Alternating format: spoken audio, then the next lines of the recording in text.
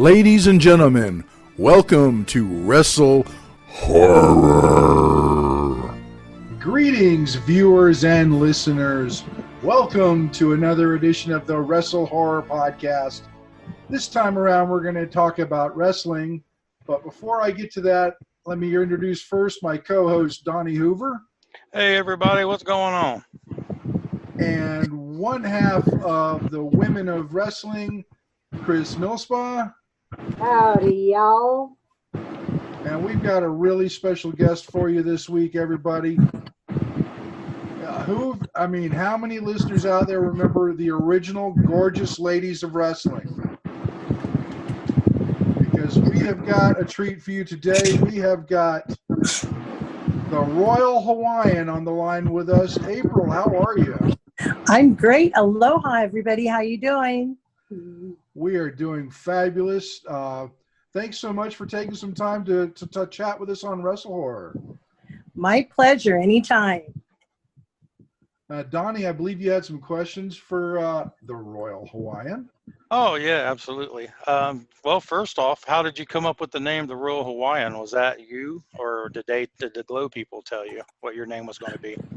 Well, hi, Donnie. Actually, for me, the name was decided by Glow. It actually was one of the 12 characters that they had thought to be the 12 that were going to do the pilot. And so when I went to the interview, we didn't know what we were interviewing for. They just said it was an audition for a television show, and they were looking for all kind of different ethnicities and any walk of life. And if you were athletic, it was a plus, and all that. And I, at the time, was modeling, acting, and dancing. And I do hula, and I've been dancing since I was about 6.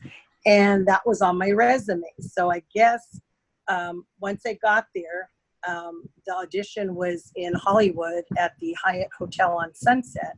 And Hollywood and I, the character Hollywood from Glow, her and I were at the same audition back in 1985. So we are 2 of the original 12 that were selected for the pilot.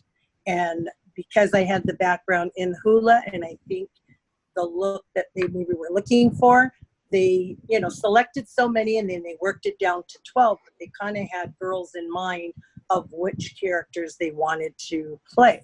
So mine was just that, I happened to have the hula background, and, in the interviews and such, they asked what, our background is, what kind of experience. And so it was kind of a no-brainer for me. It was kind of easy, just popped in my lap. And I lived in Hawaii for 25 years. So I do have that background. My dad has family there. So we grew up there from the time we were kids. And so that's how it was. We just developed the characters after they gave us the name. And then it was for us to just take it and run. So that's what we did. Oh, very cool. And you were actually the second Glow champion in the history of Glow. You were the second winner of the crown. That's correct. I was the first heel. So I was the first bad girl. So it was an honor. It was exciting. And everybody says, is that what the highlight was? Well, of course, you win the crown. And, like all the girls that never got the crown. And one is Hollywood, she's today we call, we consider her our icon. And it's like, now how could she have wrestled for 4 years and never been a champion? So that's kind of a weird thing. But yes, I was always honored. So it was a great beginning, it was a great start, and it kind of just went from there. So real exciting. Oh yeah, and it said it looks like you won it in 1986, and it said I read somewhere that you held it for 120 days. Yep, I guess so. You guys would know more than me. Actually, we have fans that know more about what I did back when I was wrestling with Glow. Some fan will ask me something, and I end up calling one of our what we call super fans. And we've got James Mayer in Florida. We have Manny in San Diego. We have Mike Rand in the East Coast. So we have all of our historians of glow that if I don't know the answer, like I said, I kind of have a memory issue. So a lot of things I do remember, but then there are some details that I don't. So I'll call them and say, hey guys, a fan's asking me this. And these guys know episode by episode. They know what matches are in which episode. It's crazy. They know who won, who didn't. They know like a certain, move that was in a particular match. Like what did you do to pin her? And, all that kind of stuff. They know all of that. It's amazing. That's wild. Amazing. So, it's been great. And we have, a lot of dedicated and just loyal fans after all these years. Now, April, one of the questions I had for you, this is Jim. Yeah, Jim. When you first got hired on, how much training did they actually put you through? Actually, when they narrowed it down, so they were looking for 12 girls, and I don't even know how many they dwindled down to, but there was probably about maybe 25 to 30 girls, and maybe less, maybe a few less. We were all sent down to Watts in LA, and we were training with Mondo Guerrero at a gym down there. Not the greatest area, but we would go down there Mondays, Wednesdays, and Fridays, I believe. And we used to drive down there on our own. And then we had a kind of a little incident. There was a biker bar at the corner of this gym. So we kind of had a little ruckus. And I think the total time was maybe about 3 months.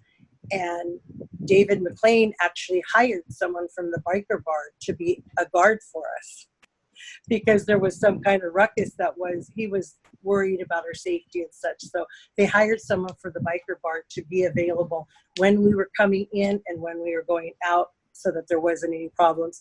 And then they also, at one point, limoed us down there, so it was not a lot of individual cars and such.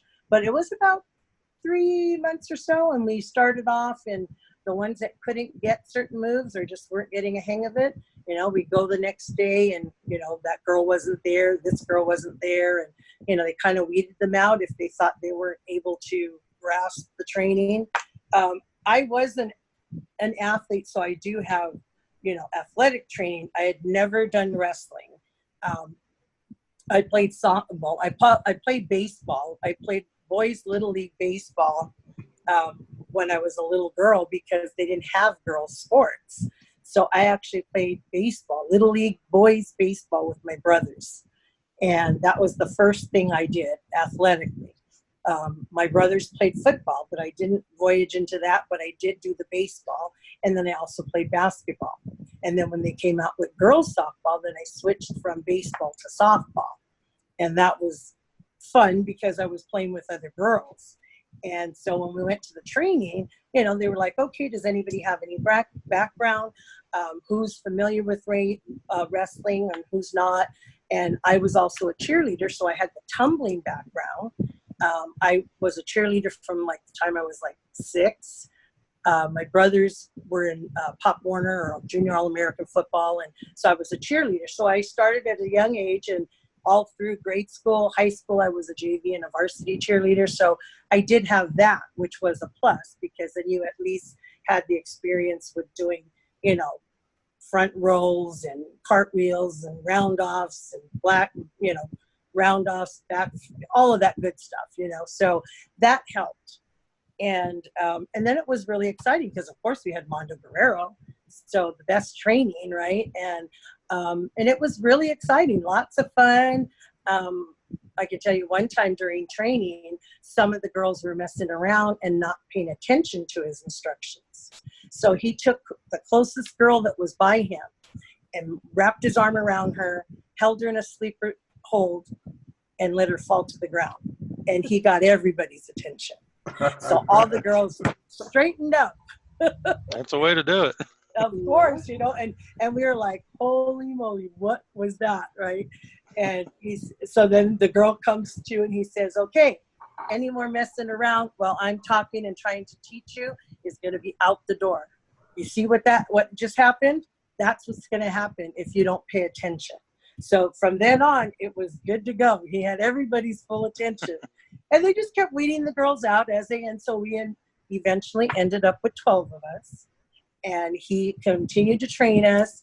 And then we did the pilot, I want to say, Jeannie, Hollywood and I talked about, I want to say December 5th, somewhere around there is when we traveled to Vegas to shoot the pilot. So that was the first thing that we actually filmed, besides all the promos and the PSAs and all that kind of stuff. So we did a lot of traveling in the LA area to do all the, at that time it was like Tom Schneider, Ion LA, PM Magazine. We did Johnny Carson, Joan Rivers, all the talk shows. We did that whole circuit where we were trying to advertise for the show. And then, of course, it went to the NAFTA and it got sold. But the pilot filming was in Las Vegas at the Riviera. And that was tons of fun. Okay. Chris, do you have any questions for the Royal Hawaiian? Well, I've got one that is kind of flowing. I'm hearing a lot of similarities. April, have you ever watched, Royal Hawaiian?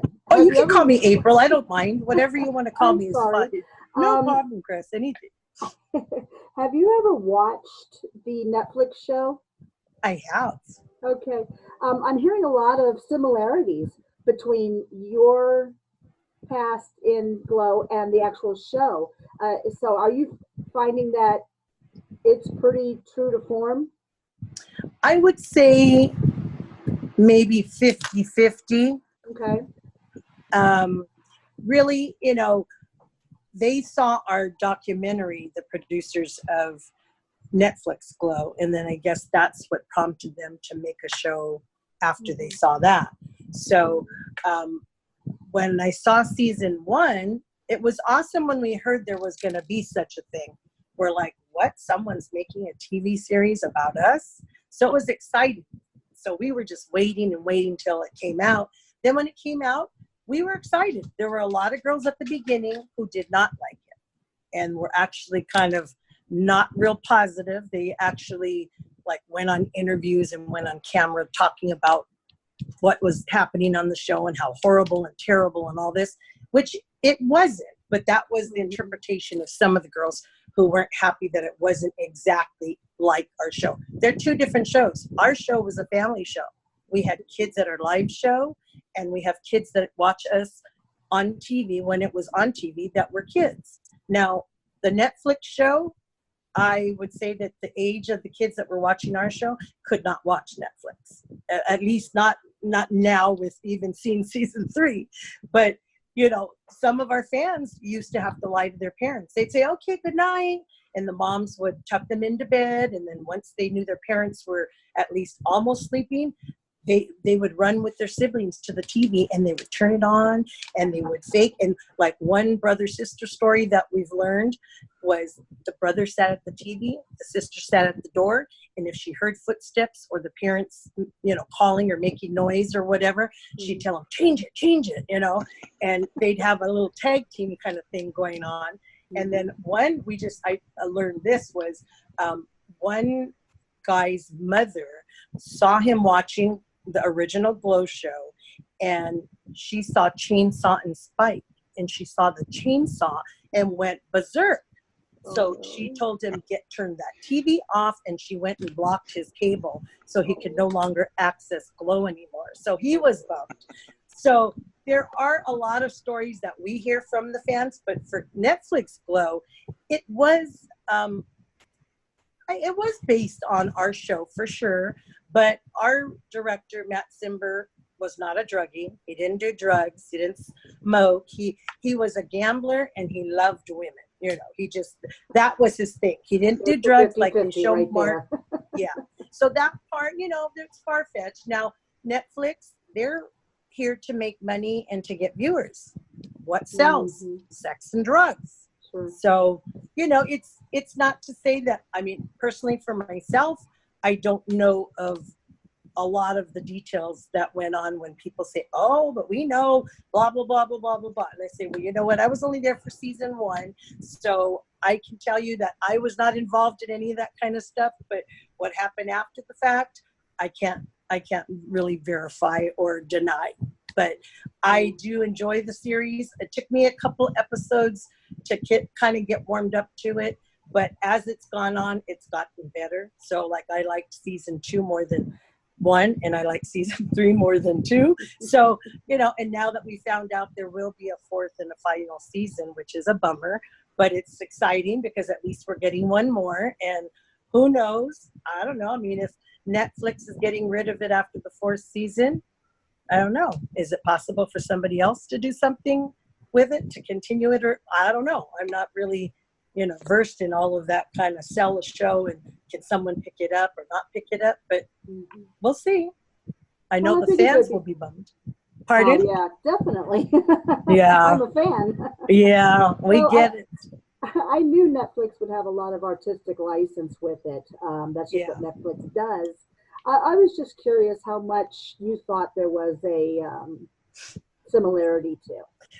And well, the thing that they did do, because they couldn't use our characters and likeness because we created those characters, is how they combine the characters together. So like one of my favorites is Britannia, because she's like part Zelda, part Godiva. So that kind of is like, I thought was an interesting combination. And just, you know, just the different things. And, you know, they've got lots and lots of writers and ideas and what have you. When we were doing our show, we were a low budget, you know, I mean, as far as we had a writing staff and a great one at that. And then we had a great director, Matt Simber.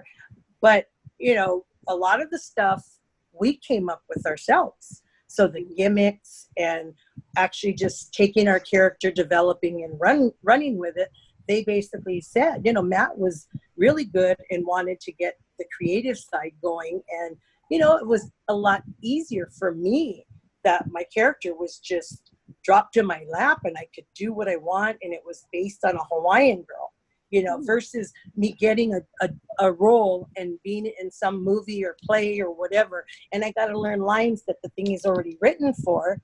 I don't have any leeway to be creative or to do things off the cuff and stuff like that. So this was just great. I loved it. Loved it. So we just could do whatever we wanted. You know, a lot of the stuff was just ad-libbing because everybody asked, well, you know, when they put your pictures up and you guys are talking and most of the time I was yelling and, you know, screaming at somebody and they're like, but what you say, was that all scripted? And I'm like, no, they would just tell us tomorrow is your shoot for your, you know, your intros, blah, blah, blah. And then they would come on, they would ask us questions and we had to respond. And that's what they taped. You know, so some people say, oh, I love the line when you say, me give Americana flowers. I don't think so. Maybe when she's dead, I'll take them to her funeral or something like that. Something to that effect. So one guy he just kept reciting that to me when I met him. And he said, oh yeah, that's like one of my, and they can act out and recall all of those kinds of things, just like they know all our raps. It's amazing. The fans are absolutely amazing. Right on. Thank you. You're welcome. Nice to know you're a fan. I'm a big fan. Yeah. Hey, you made mention about where you were only there for the first season. Yes. What was the reasoning for that? Was it due to conflict or injury? Injury. Yeah, I would have loved to. Being that I started with the show from the beginning, what I did is I got trained by Mondo Guerrero. We did the pilot. And then the first season, myself, and believe it or not, Americana, we were opponents, right? We were both trainers that trained the new girls that were hired for season 1. So we had others because, you know, we had a few professional wrestlers already to begin with. So like Salt and Pepper, Dallas, Debbie was also a wrestler. She was Killer Tomato. And so like they also helped out with the training. And then after I was gone, of course, they had like Nanuchka and and I think Debbie Debutante and a few of the other characters that were more senior from season 1 and that were training in season 2, 3, and 4. So when I got hurt, I had injuries. I injured fingers, a wrist, ankle, shoulder, and then the bad one was my back.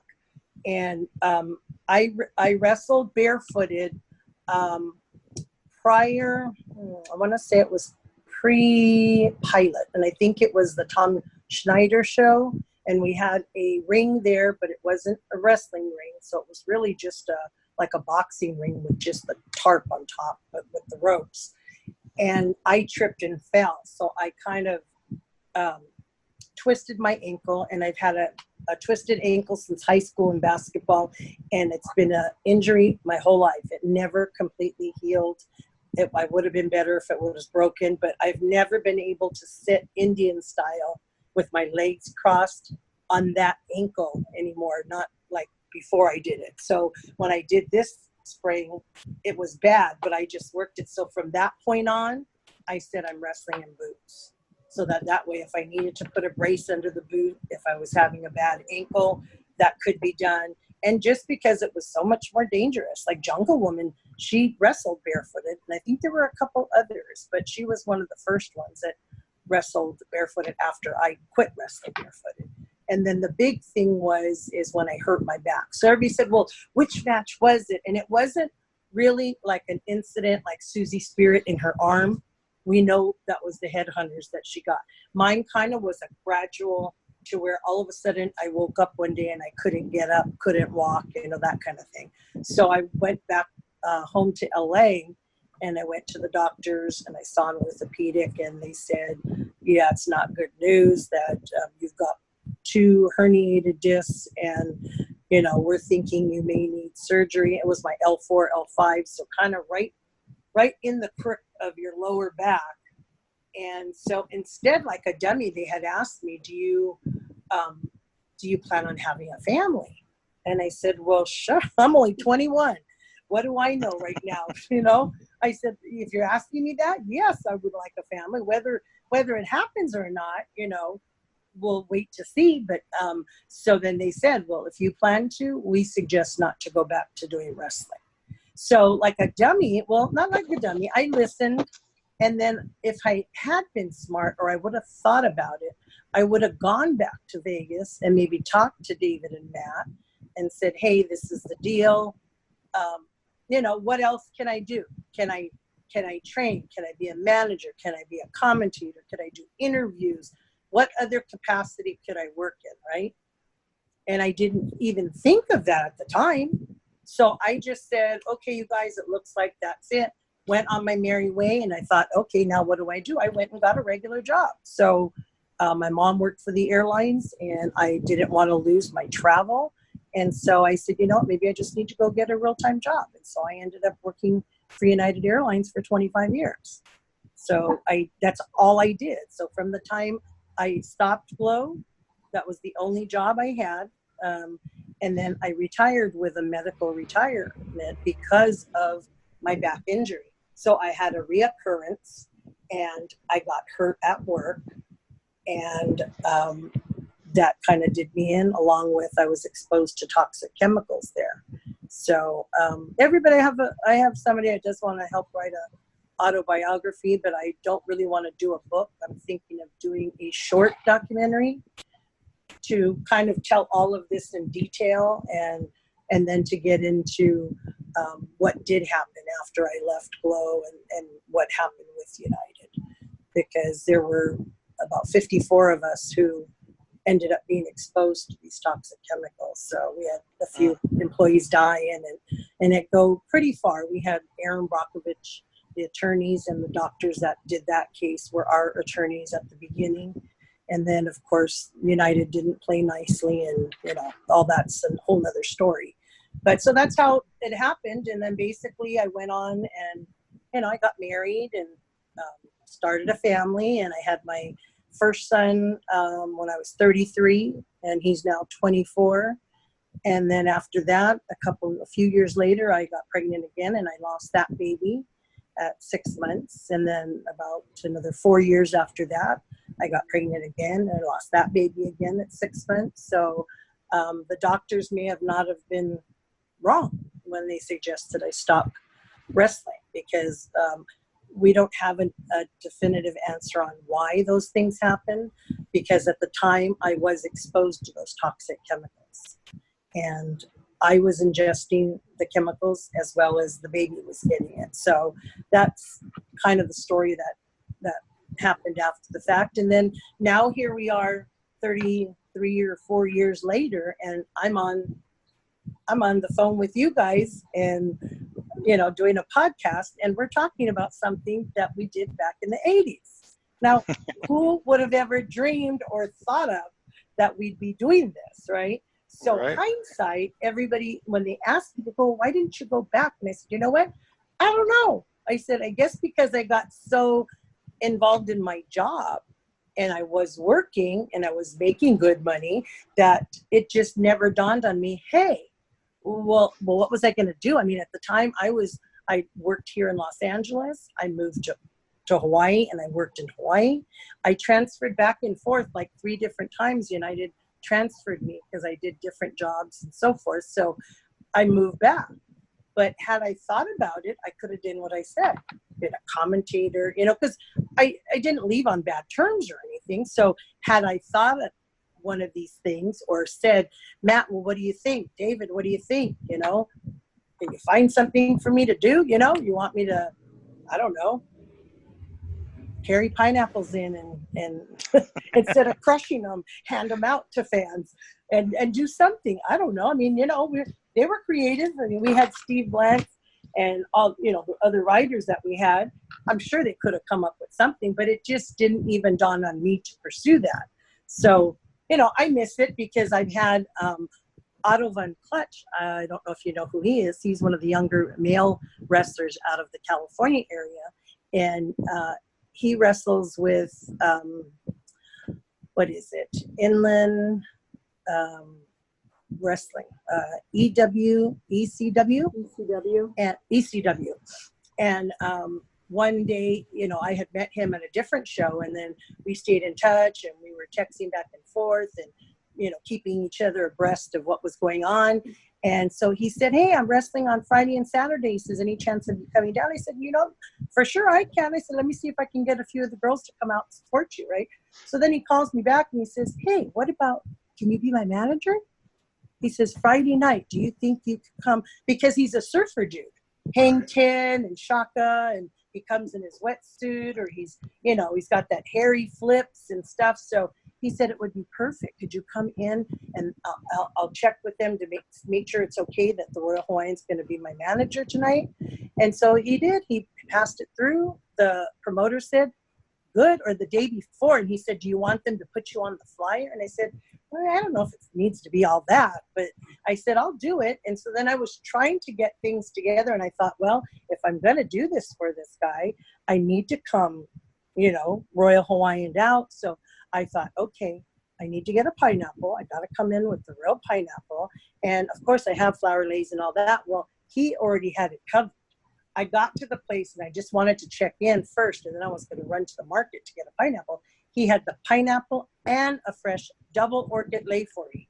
So I was like, he was right on the money and everything. So it was such a great show.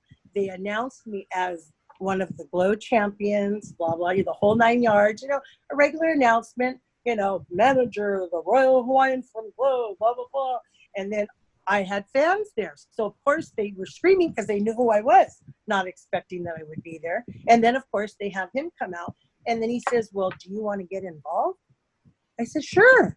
I said, like what? He says, do you want to get in the ring, or do you want to just stay by the, by the turnbuckle? And I said, well, I'm in a dress and I'm in heels and I got sciatica. So I probably think it's not going to be the easiest thing for me to jump up into the ring. If you guys come down onto the floor, I can surely jump on. And it was Vegas, what's his name? Oh my God, I can't believe I'm forgetting his name. Oh my gosh, the blonde big muscle guy that He wrestles as Vegas. What? I am so sorry. Vinny If you ever Vegas? sees, what's his name? Was it Do you know Vinny what- Vegas? No, you know what? He's, oh my gosh, if he sees this, he's gonna kill me because I know him. But again, it's that memory thing. I could see him in everything. He wears like hot pink and black, and he works out in the gym like crazy. He's a big, beefy, muscles bulging out of everywhere. Anyway, so we decide if I can work it on the floor, I will. So he gets thrown out of the ring. I jump on top of him, and I'm sitting on him like a horse. That's how big he is. And so I'm like riding him like a horse and squeezing my legs around him. And then I get him in a headlock, and then I release, and I thought, no, I better not get too rough. So I'm holding him though by the neck, and I think I did it a little too long. He's like, shit, I thought you were going to kill me. No. And all the fans are literally like 2 feet away from you in those little arenas, and they're in your face. Boo, because of course we were bad guys, so they didn't like us. But it was the most fun I've had since 1980s doing Very Royal cool. Hawaiian, So it was a kick, and I told them, call me anytime. You need help. You want someone to bring you in? No problem. So we end our match. I come in, go out the other door, and the fans see us. Some of them come out, can I have an autograph? Can I take a picture? Da, da, da. So it was so much fun. And then this guy comes up to me and he says, do you know who I am? And I'm looking at him. He kind of looks familiar, but I'm thinking, if he's from the Glow days, that's a long time ago for me to remember. And you may look completely different. He says, don't you remember me? I was your trainer. Oh. I was your trainer when you were bodybuilding. And I'm like, oh my God, it's Robert. And I used to train with a fellow classmate from high school. His name was Billy McFarland. And he was training me. And this was in San Gabriel. And then he, I don't know, either got a different job or was leaving the gym or something. And so he passed me off to this Robert. Well, Robert now is actually running a wrestling school in Covina, which is close by to where I used to live in California. And I used to live in Glendora. And so this is where this show was taking place. And so I was like, I don't believe it. And he says, yeah, that's who I am. He says, can you believe this? What are the chances of you doing all this and coming here tonight and seeing you? So as a matter of fact, too, I'm going to make a note right here, because he texted me the other day and I was supposed to get back to him and I still haven't. So I'm just making my note to call him back, because I had some project that I wanted to discuss with him. And so I'm trying to maybe do something with him along with the Glow Girls. So that's another project that I kind of have, that I'm going to be working on. But yeah, so it's been fun, even though, I didn't do it way back right after I got injured and it was still hot, because I could have toured with the girls and did all that, fun stuff and what have you. But the time that I did have was awesome. It was amazing. I would do it over in a second. Very cool. Going back to your back injury, you had mentioned earlier about the Netflix version of Glow where they would like mismatch some of the girls' characters and characteristics together. Mm-hmm. Would you say Kia Stevens, who we know as Awesome Kong, her character in season 3, she was her main story in that season was her living through a serious back injury and just fighting through it and not telling anybody. Do you think that was portrayed off of your back injury? Could be. It's funny you bring that up, because guess what? That night I just talked about, being the manager for Otto Von Clutch, that was the first time I met her in person. She wrestled that night there. Oh, nice. Yeah, so it was amazing. I was like, oh my God, what are you doing here? I'm on the card. And I'm like, no way. And I've seen her, because of course I've seen the show and everything. And some of the Glow girls had gone to one of their, I guess, filmings or something. And so some of them had met her, but I did not go to that, and I had never met her. So I was like, oh my God, that's great. Can I take a picture? Da, da, da. And she's like, oh my God, I should be asking you that, And so she said, no, she says, yes, we'll take a picture. She says, but can I go get dressed? Because she wanted to be in her garb, right? She wanted her costume on. So I said, yeah, no problem. So I let her do her thing, and then we got pictures, and in front of the, the backdrop and everything. And it was just great. But, I was trying to think of, at the time, the only other one that had an injury like mine was Jungle Woman. And Jungle Woman left not long after I did. So she had an injury to her back and her neck. And so she initially, they said she was going to need surgery. And I was so close. I mean, I was centimeters from having back surgery. And then I went to seek a second opinion. And I really liked this doctor. And he said, if you're not 100% into it, that you do want to do it, then don't do it. He says, let's work on it. Let me put you back into physical therapy. Let me put you into aqua therapy. And from the time that he put me in aqua therapy, I had lost 50 pounds from doing aqua therapy, not swimming. I would walk in the pool. And it was a lot, gym pool, lap pool, walking the long laps, forward, backwards, sideways, and then doing regular gym workout as if I was in the gym with weights. I was in the pool with weights doing that. So I never did the surgery. Now, Annette, she changed her mind. She didn't want to do it either, but she ran into serious problems and she said, I can't handle it anymore. Because hers, mine was lower back. Mine was L4, L5. Hers was back all the way up to her neck. So she had surgery. She had neck and back surgery. And I don't know the exact, I think it was part was fusion and part was disc or whatever they did. I don't know. But that's what happened to her. So I don't know as far as any other back injuries.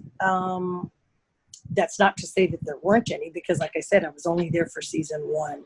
But it could have been, that could have been the background of the storyline, because that's what really did me in.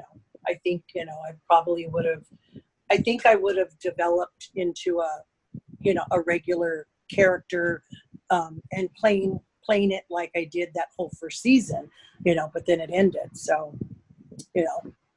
we don't know. And some of the stuff, was made up. Some of those storylines, of course, were written to get and keep the viewers, entertained and all that. But yeah, it's been a good show. I've really enjoyed it. So when people ask that, we get that all the time.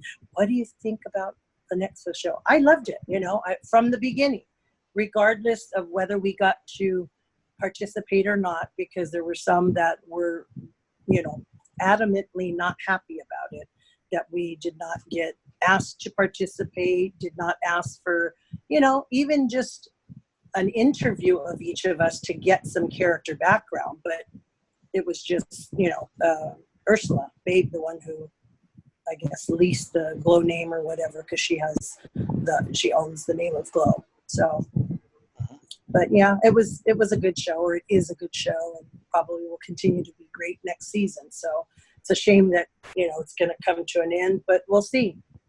Anything can happen. Yeah, you never know. Never know. So. Well, I've got to say that,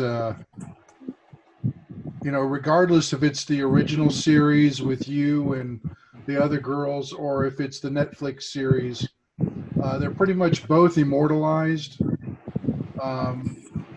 You'll always be able to see something of the Glow. Exactly. And you were a big part of that. And I'm going to go out on a limb here, and just for the record, Chris is my wife.